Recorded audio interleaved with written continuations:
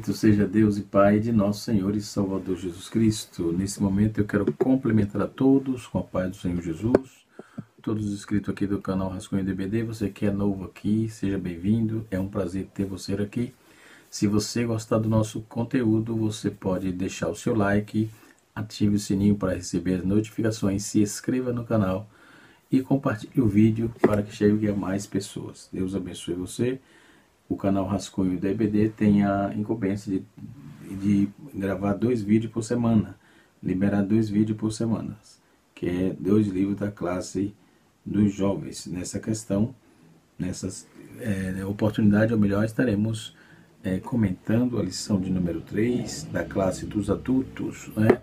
Lição de número 3, nós estamos estudando no livro do adulto, o verbo se fez carne, o olhar, Jesus sob o olhar do apóstolo do amor, ou seja, Jesus sob o olhar de Joanino, não é? Ou de João, tá certo? Estou usando aqui de acaso, estou usando outros materiais, outros comentaristas aqui, que têm ajudado bastante. E nesta oportunidade, na lição de número 3, estaremos estudando sobre a verdadeira adoração, não é?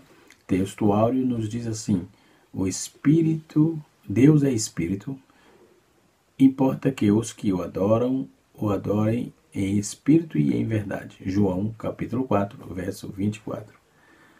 Na verdade prática diz assim: adorar significa viver em total rendição a Deus, entregando-se plenamente a Ele. A leitura bíblica em classe está exposta aqui, está aqui no capítulo 4, verso de 5 a 7, verso 9, verso 10, verso 19, até o verso 24, tá certo? Onde estaremos vendo Jesus trabalhando, percebendo, entendendo, Jesus trabalhando aquele diálogo com a mulher de Samaria, a mulher samaritana, né? Adoração, existe adoração falsa? Como está a adoração hoje? Louvor é só, adorar é só louvar a Deus? E o serviço é uma forma de adorar a Deus? Estas e outras questões estaremos aprendendo aqui agora no canal Rascunho da EBD, tá certo? Nós vamos estar trabalhando isso aí. Samaria e samaritano, de onde é a origem desse povo, onde se originou esse povo. Tudo isso nós vamos trabalhar aqui nessa lição. Portanto, não perca. Se você está passando aqui pela primeira vez, se inscreva no nosso canal e ative o sininho, como eu já disse antes, tá certo? A adoração no Antigo Testamento. Como é encarado isso? A adoração no Antigo Testamento, né? Antes mesmo, eu quero trazer aqui os tópicos da lição, citando aqui. O primeiro tópico é entrando em Samaria, as 2 preciosas lições. Depois nós temos o segundo tópico é o ensino de Jesus a respeito da verdadeira adoração. Depois nós vamos observar o tópico de número 3, a adoração bíblica, tá certo? Então vamos para a nossa aula propriamente dita. O que é adoração no Antigo Testamento, tá certo? A priori, nós vamos conceituar a palavra oração, tá certo? No grego, nós sabemos que é proskineo, né? E no hebraico, nós temos sheher, né? No hebraico. Então, esse está aqui contextualizado. Eu tenho 2 dicionários aqui. Um dele é o dicionário teológico do Cláudio de Andrade, e outro que eu estou fazendo uso também é o dicionário de Weiner, né? E assim sucessivamente. Nós vamos aprender um pouco sobre esse termo adoração. Do latim é adorationem, que é orar para alguém. Veneração elevada que se presta a Deus, reconhecendo-lhe a soberania sobre o universo, o governo moral e a força de seus decretos. Em hebraico temos a palavra shahar, que é em grego proskineo, ou proskineo, como eu já disse. Ambos os termos se enfatizam o ato de prostrar-se, de se reverenciar, de joelhar-se, né? Então, a adoração não precisa estar associada necessariamente à liturgia. Os judeus do tempo de Isaías não sabiam fazer tal distinção. Por isso, foram repreendidos com severidade. Que me servem a mim a multidão de vossos sacrifícios? Diz o Senhor: estou farto de holocausto de carneiro e da gordura de animais cevados, e não me agrado de sangue de novilho, e nem de cordeiro, nem de bodes. Isaías, capítulo 1, versículo 11. A verdadeira adoração, ela está associada a um ato de amor, de que devotamos ao Senhor. É um ato pertinente, permanente, ou seja, um ato permanente na vida de um filho de Deus. Não pode ser, sob hipótese alguma, uma atitude esporádica. Não, tem que ser constante. Em tudo que fazemos há de ser ressaltado nossa atitude de adoração. Então, até as nossas atividades materiais, nossas atividades, têm de mostrar ao mundo que somos uma comunidade de adoradores. Então, a adoração não é contemplação, é, acima de tudo, serviço que se presta ao reino de Deus. Está aí a resposta da pergunta que eu falei sobre serviço, se existia serviço. Então, assim é conceituado aqui nesse dicionário. Tá certo? Outro ponto interessante, onde nós vamos trabalhar agora dentro dessa questão. A adoração no Antigo Testamento, a adoração a Deus era uma devoção exclusiva, que envolvia sacrifício, orações, rituais, cânticos, construção de altares, etc. O sacrifício, por exemplo, era uma parte integrante da adoração a Deus e não aceitava oferta defeituosa. Altares eram construídos em pedras não talhadas para que fossem fáceis de fazer. Orações. Os salmos ensinam que adorar com referência, temor, alegria e admiração, gratidão e júbilo. Culto era individual, familiar ou coletivo. Relação com Deus era uma forma de experimentar um relacionamento espiritual com Deus. E exemplos. A exemplo de entrega de Isaac por Abraão, o sacrifício de Caim e Abel e o sacrifício de Noé. Então, a adoração no Antigo Testamento era espontânea e resultava em uma manifestação divina. O encontro de Deus, o encontro com Deus era marcado com reverência, temor, e o adorador saía da experiência. O adorador, ele saía da experiência de uma nova visão a servir a Deus. Então, nós vamos ver em Levítico, capítulo 9, onde se registram os primeiros sacrifícios públicos de Israel. Né? Nós vamos observar que, dentro desse contexto todo, nós vamos observar como os sacrifícios foram oferecidos na adoração de Arão e seus filhos, né? E assim sucessivamente. Então, dentro do nosso contexto e dentro da teologia da adoração, né, nós vamos encontrar algo interessante, bem conceituado aqui, dentro dessa questão. Então, a teologia bíblica da adoração e o culto, né, exatamente nós estamos fazendo como chegando na igreja para adorar. Como nós sabemos o que devemos fazer para se ajuntar semanais, para ajuntamentos semanais, né? Naturalmente, cristãos e evangélicos se voltam para as escrituras a fim de obter orientação para essas questões que, em lugar que as escrituras possam, nos procuramos, onde há escritura nós procuramos há muito sobre adoração no Antigo Testamento, então sobre as orações, sacrifícios, corais, símbolos e tantos outros mais, mas será tudo que é material, de fato, se aplica ao ajuntamento de crentes da nova aliança? Eis uma pergunta. A fim de responder essas questões, nós vamos precisar aí da teologia bíblica da adoração, que é a teologia e a disciplina que ajuda a observar tanto a unidade como a diversidade, tanto a continuidade como a descontinuidade, em meio ao vasto enredo que a Escritura traça, né? Nesse contexto, nós vamos observar que a teologia bíblica da oração, ela coopera, é a teologia cooperativa. Quantos passos levarão Quatro passos nos levarão até lá. Primeiro passo, a adoração congregacional no Antigo Testamento.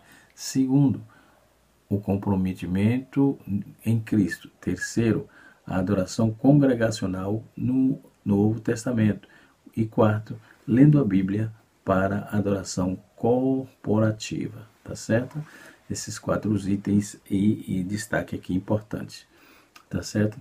A adoração congregacional no Antigo Testamento. Desde que o povo de Deus foi banido de sua presença depois da queda, em Gênesis capítulo 3, Deus tem trabalhado para ajudá-los novamente para si, a juntá-los novamente para si. Segundo, assim quando o povo de Israel sofria em cadeias do Egito, Deus resgatou não apenas os que fossem libertos da opressão, mas para que eles adorassem na sua presença. Em Êxodo capítulo 3, versículo 12 a 18, nós vemos que Deus criou o seu povo fora do Egito e trouxe ao lugar para sua própria habitação. Êxodo capítulo 15, versículo número 13 e 17. Né? Onde é o lugar da habitação? No princípio, o tabernáculo, a adoração, tenda, ela é elaborado tenda na qual os sacerdotes os sacerdotes ofereciam sacrifício pelos pecados e as impurezas dos povos, né? Do povo, aliás. Nós lemos em Êxodo capítulo 29, versículo 44 a 46. Né? Nós temos aí, consagrarei a tenda da congregação e o altar também sacrificarei Arão e seus filhos para que me oficiem como sacerdotes. Então, habitarei no meio dos filhos de Israel e serei seu Deus, e saberão que eu sou o Senhor, seu Deus, que os tirou da terra do Egito para habitar no meio deles. E eu sou o Senhor, que jurou aos teus pais. Nós vamos ver que o objetivo de Êxodo aqui para que Deus habitasse no meio do seu povo, ele fez por meio de um santo lugar, ou seja, o tabernáculo.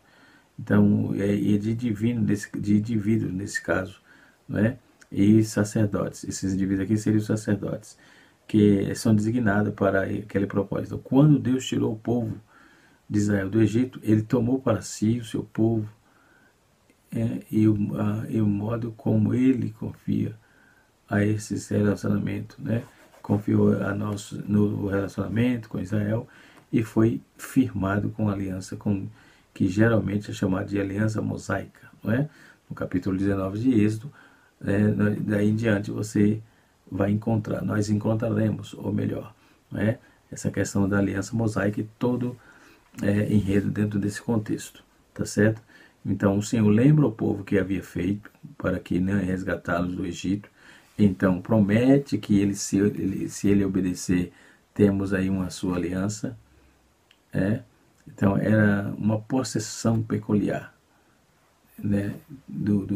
Uma possessão de Deus peculiar, no capítulo 19, verso de 1 a 6. Então o Senhor confirmou a aliança com o povo de Israel, depois todas as alianças, as leis do Êxodo, Levítico, Números e Deuteronômio. Porém, os termos aliança, todos esses detalhes especificam o povo de Deus como deve viver, né?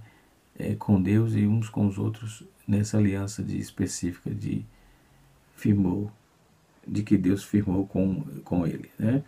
Então podemos observar os cumprimentos de Cristo e todo o conceito dentro da questão da adoração congregacional, no caso nosso, né? Também de igual modo. Então, de tudo isso que isso significa, que a adoração congregacional na era da nova aliança, a primeira coisa a observar é que os termos do Antigo Testamento para adoração são aplicados a toda a vida dos crentes. Ou seja, em Romanos capítulo 12, verso 1, Paulo diz assim: rogo, pois, irmãos, pela misericórdia ou pela compaixão de Deus, que apresentei os vossos corpos por sacrifício vivo, santo e agradável a Deus, que é o vosso culto racional. Agora não ofereçamos animais como sacrifício, mas o nosso primeiro eu. A vida inteira do Cristo é um ato de serviço sacrificial a Deus, né? Então, ou consideramos aí Hebreus capítulo de número 13, versículo 15, que por meio de Jesus oferecemos a Deus sempre o sacrifício de louvor e o frutos do nosso, que é fruto do nosso lábio, que confessa o seu nome. Então, o louvor é o nosso sacrifício, do qual ofereceremos sempre o nome, não apenas aí por hora, no domingo, de manhã, enfim, mas ser um cristão permanente, adorando o Senhor de forma permanente. Então, vamos para o tópico número 1, trazendo já essa questão, né, onde conceituamos o termo adoração. Agora vamos ao encontro de Jesus com as samaritanas. Duas lições. Primeiro, a necessidade de passar por Samaria. Qual era a necessidade? Sabemos que dentro do contexto histórico, cultural, né, Israel não se dava com o samaritano, conforme o argumento de Jesus com a samaritana, e Israel não se dava bem com esse povo. Tem um contexto histórico aí muito grande e interessante, né? Esse livro aqui, Israel Schurz, né? Nós vamos ver Samuel J. Schurz, no caso, Antigo Testamento, Israel no Antigo Testamento, a história interessante, recomendo que compre. E na página 190 tem uma abordagem interessante quando vai fazer a tratativa das dinastias, né? E o Samuel foi muito feliz em deixar ali bem detalhado ali, tá certo? Muito bem. Então nós vamos ver a necessidade do ser humano, um lugar de adoração, né? Tudo isso é uma necessidade que você tem. O lugar de adoração, seguimos a conversa com Jesus. A mulher samaritana questiona sobre onde o que devia ocorrer, né? Então a verdadeira adoração em Cristo Jesus, a verdadeira adoração em Jerusalém ou no Monte Gerizim. Primeiro, essa questão cultural, havia ali uma discrepância, né, de entendimento entre os Yudi, ou os judeus, e os samaritanos, né? Por quê? Porque quem construiu aquelas regiões foi os reis pagãos, né, que construiu aquele templo, construíram um templo lá no Monte Gerizim, né? E vamos observar, né, dentro desse contexto histórico, né? Então, vamos lá. Nas Escrituras, na Bíblia, especialmente no Novo Testamento, eles são descritos como tendo uma hostilidade com o povo judeu, como já disse, né? Então, sendo que tal hostilidade é vasta de ambos os lados, não temos nos mesmos documentos que relata ainda a relação aparentemente contrária entre os primeiros cristãos, bem como Jesus com esse povo e tal, já o aceitavam de aceitação dos cristãos, que em relação a eles, sendo assim, esse trabalho busca compreender a identidade dos samaritanos, a origem, costume, cultura, crenças e religião. Não é? Por que ele não se dava? Um dos fatores é que o sincretismo religioso dele e os hábitos mundanos que ele trouxeram devido a essa questão da escravatura deixou eles em conflito com Israel. Né? João ele narra, conforme já vimos no capítulo 4, né, esse encontro de Jesus com a mulher lá no poço, né? Nessa situação ele estava com sede, ele estava com sede, a mulher chega para tirar água e ele diz: dá-me de beber. Então, no Oriente Médio, tal pedido não teria nada de especial a respeito. A resposta seria com relação à mulher, que foi de assombro, né? Então, o próprio João explica o motivo da reação da mulher, que diz por que os judeus não se dão com os samaritanos, né? João já explica isso no capítulo 4, versículo 9. Né? Muitos dos que leem os outros relatos sobre onde se descreve a hostilidade, a inimizade cristã entre os dois povos, né, fazem a seguinte pergunta: quais são os samaritanos? Qual o motivo de tanto ódio? Quais as causas desde a desavença entre os dois povos vizinhos e os costumes com crenças e até origens, né? Então, ao mesmo tempo, a menos aparentemente semelhante em alguns pontos, em meio a tudo que isso surge. Ainda há outras questões ligadas diretamente ao cristianismo e a Jesus. Então, como Jesus tratou o povo samaritano? Qual foi a relação do cristianismo primitivo com essa comunidade? As respostas dessas questões auxiliam melhor na compreensão do Novo Testamento, a fim e por fim, quais as lições práticas que devemos aprender, não é? Esta observação, nós vamos ver que tanto vamos observar analisando a origem dos samaritanos, suas crenças e religião, seus costumes culturais, né? Então, vamos observar. Quando vamos analisar as origens dos samaritanos, quais a origem dos samaritanos? Podemos atribuir isso a eles, que eles eram de origem em 3 estágios, ou 3 níveis de desenvolvimento. Segundo o comentarista Kogan, ele fala de uma tríplice origem, né? Para o Kogan, nós vamos ver, conforme descreve no artigo, a origem dos samaritanos na Bíblia ocorre em três relatos que para ele possui aparência de si. Vamos observar em 1 Reis capítulo 17, versículo 24 a 31, né? E observemos também Esdras capítulo número 1, capítulo número 4, versículo 1, versículo 2 e versículo 5, aliás, versículo 1 até o versículo 5. Então, em 2 Crônica 30, em especial a atenção nos versos 6 e 7, sendo que o penúltimo estaria de acordo com 1 Reis, capítulo 17, versículo 34 a 40, né? No qual ele busca, né, explicar as contradições e observação para com o autor de crônicas, né? Então, estrangeiros que foram transportados para Samaria, aceitaram ao Deus de Israel como seu Deus e são considerados como israelitas, né? E membros de toda a comunidade adorarão o Deus de Israel, né?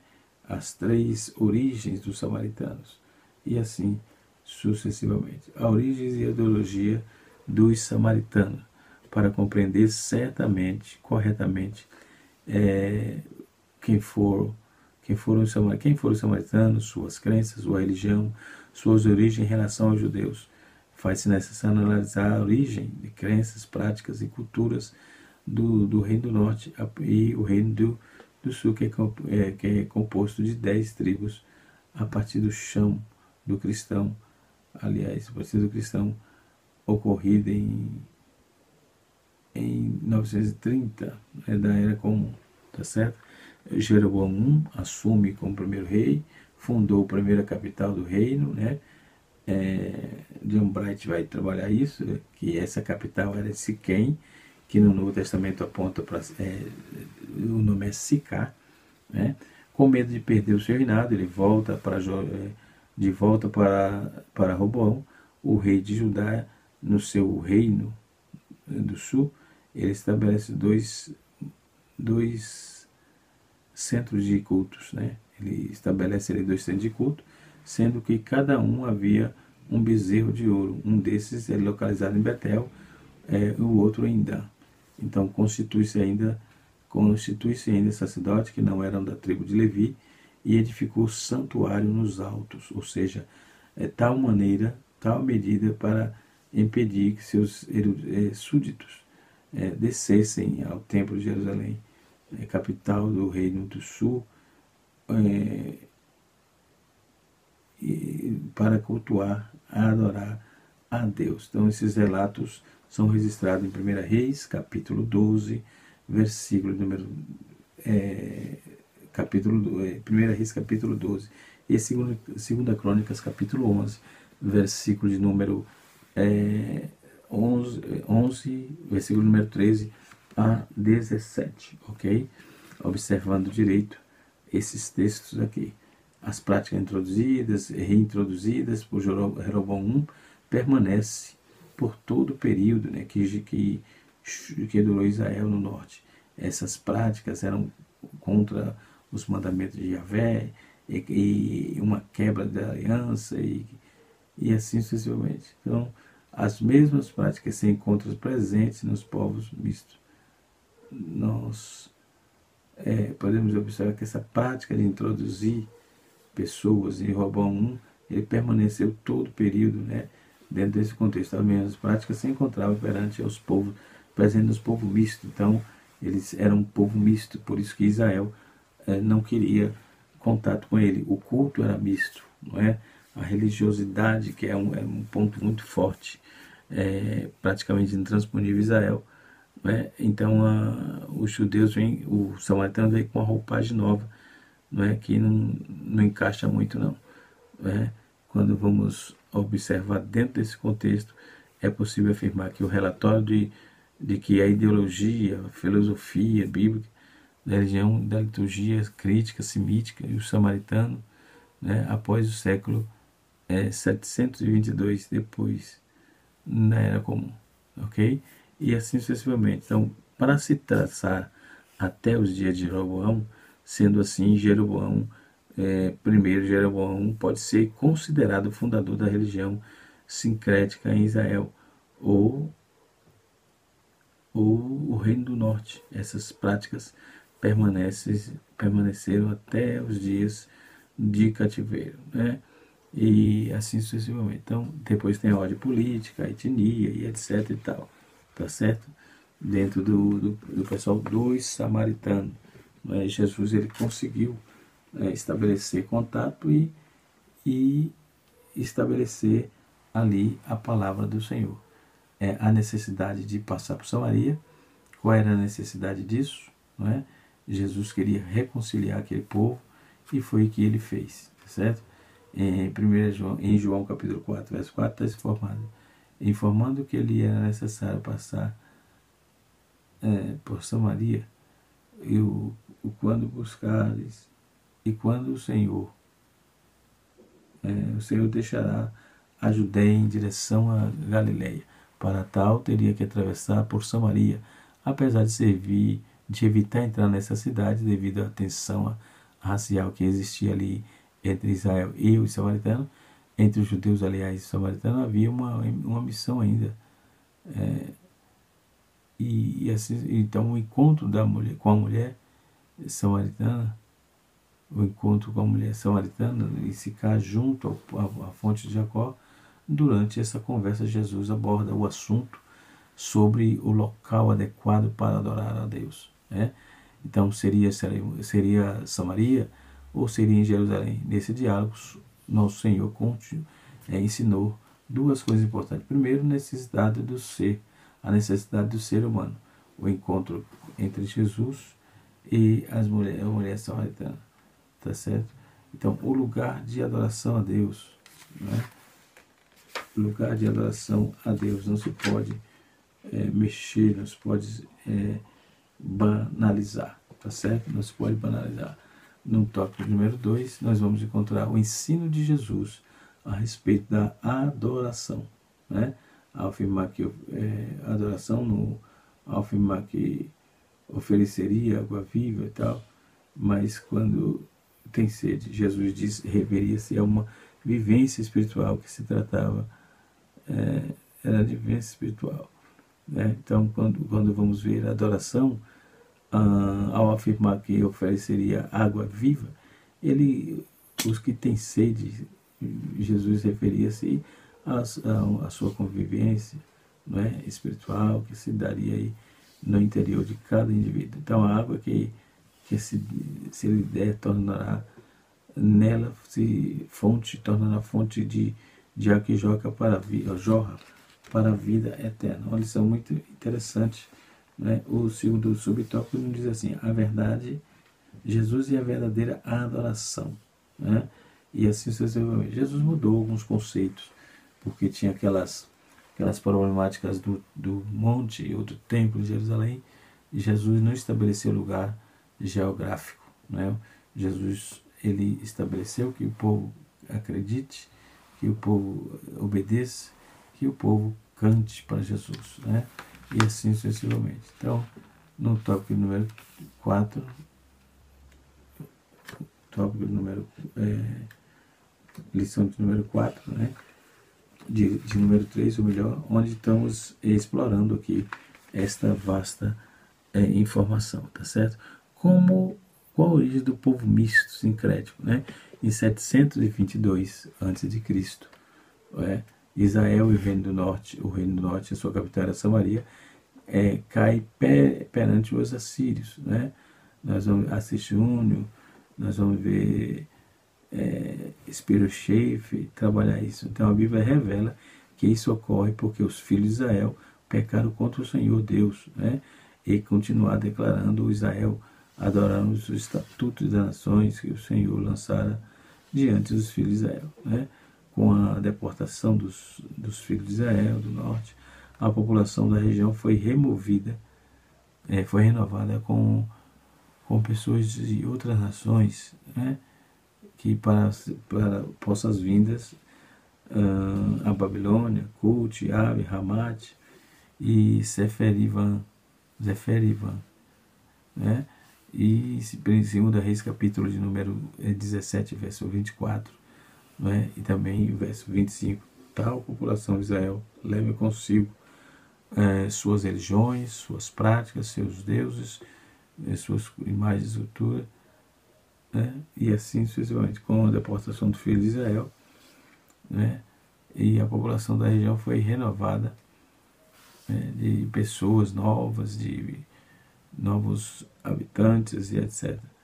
Então, isso dá até para podemos observar que os filhos de Israel pecaram contra o Senhor e continuam declarando que Israel não adoraram os estatutos das nações que ele lançará diante de ti, ok? Então, observando todo o conteúdo da nossa lição, vamos encontrar em pontos importantíssimos, né? Como já vimos aqui no tópico número 2. No tópico 3, o comentarista aborda a adoração, o conceito bíblico da adoração, né? Depois nós temos aí a adoração como um ato de rendição, né? A adoração não é como de serviço a Deus, né? Mas sim o serviço que está profundamente associado à adoração. Nesse contexto é um ato espontâneo, aliás, né? De orar e tal, e assim sucessivamente, mas fiel ao Senhor, fiel a Deus, que nos coloca no lugar que Ele deseja, tá certo? Que Deus em Cristo nos abençoe. Canal Rascunho DBD, ensinando para transformar vidas.